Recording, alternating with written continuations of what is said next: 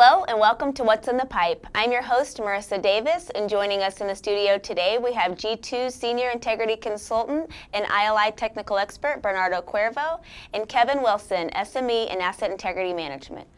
We're going to break this interview into two parts. So today in part one, we'll talk about the current state of inline inspection tools and technologies as an increasingly important part of integrity management. And then later on in part two, we'll talk about the future state of ILI technologies, where we're headed, building on the growing amount of data available to operators. Thanks for joining us today. You're very welcome, Marissa. Glad to be here. So Bernardo, let me start with you, and Kevin, feel free to jump in anytime. Okay. Let's start with the basics. What is ILI and why is it important in an integrity management plan? ILI stands for Inline Inspection.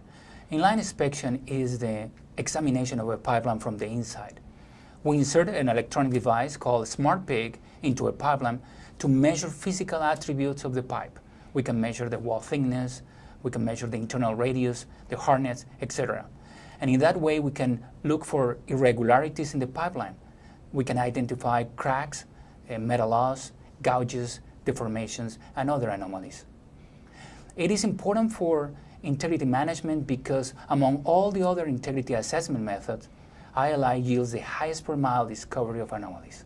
Okay, Kevin, you have anything? That's exactly right. And the way we always positioned it is, the ILI is the tool that you prefer to use if the line segment is piggable. And it really is about gaining knowledge about the integrity of that pipe. So the ILI presents that best set of information so you can make decisions about that, the life of that particular asset. And certainly, if there are conditions indicated by the ILI that say, I need to go get it and fix it, well, that's what you want to do, is to keep that pipe and keep the product in the pipeline. Sure. So how can operators enhance the use of ILI technologies and assessments?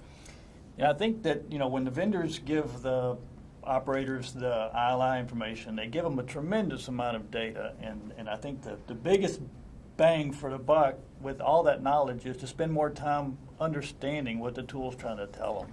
What do you think, Bernardo?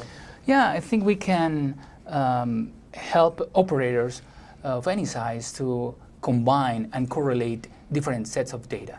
When you correlate the ILI data from one side with cathodic protection records, with coating information, we can have a better picture of the integrity of your asset. How can companies like G2IS help operators improve the management of their ILI programs? Well, I think for the larger operators, they actually have a pretty good program in place as far as having people with the knowledge and skills to do that deeper dive. But for the small and mid-size operators, they either don't have the expertise or they don't have the bandwidth, the employees to do that. And that's where G2 with experts like Bernardo can step in and help those mid-size operators try to do that integrity management, deeper dive on their data. Sure.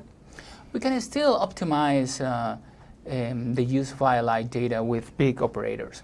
And with operators of any size, we can help them to be in compliance with regulations.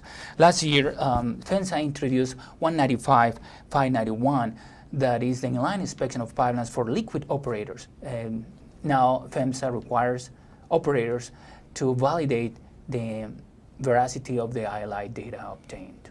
And in that way, we can help them to be in compliance with the law. Well, let's wrap it up right there for today. This is a very interesting topic for our industry. Thanks so much for coming in and taking the time to sit down with us. I appreciate it. Happy to be here. Thanks. Sure. Thank you, Marisa. Join us for part two of this interview, where Bernardo and Kevin will be back in the studio with us to talk about the future state of ILI, specifically around innovative ways to use the data.